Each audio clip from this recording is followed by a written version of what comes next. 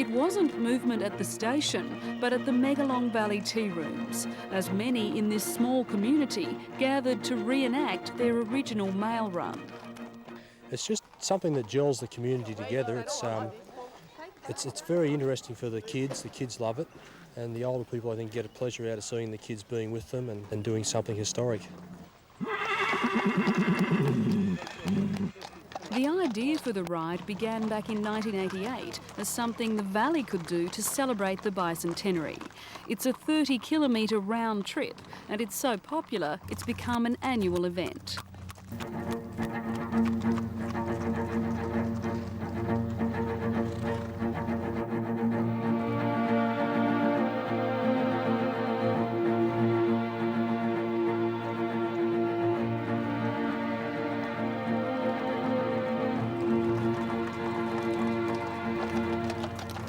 The most unusual sight in this ride is the giant draft horses.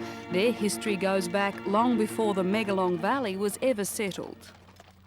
Well, traditionally those Clydesdale draft horses were bred in England, and they were used by the armies in England at the time, who used to charge opposing armies.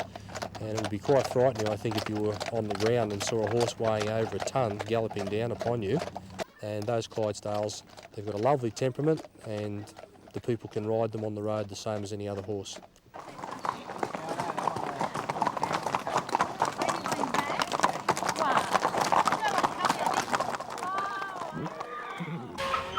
In Blackheath, it's a strange procession that holds up traffic on the Great Western Highway.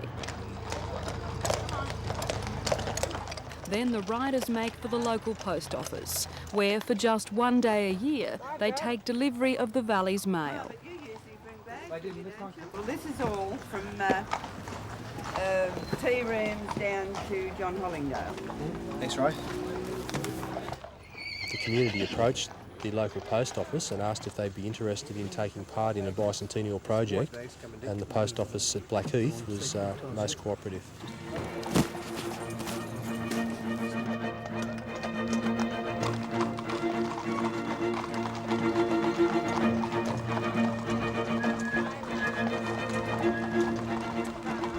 Back down in the valley, the mail is sorted on the run, or at least the trot.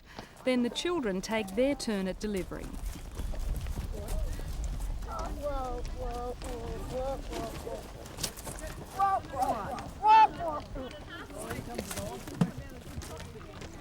It's like a history lesson for them. It gives them an appreciation of how hard the early settlers had it down here. There were no doctors. To get to the local shop was a good 3-hour ride up to Katoomba, and the actual road that we came down wasn't there. They used to come down from the Mark Tree at Katoomba on the highway there, and it's very steep, and that was the only access in and out of the valley. Thank you, darling. Finally, the riders get some sustenance in the grounds of the local school. If anyone's saddle sore, they don't show it. After all, they say in the Megalong Valley, people learn to ride before they can walk.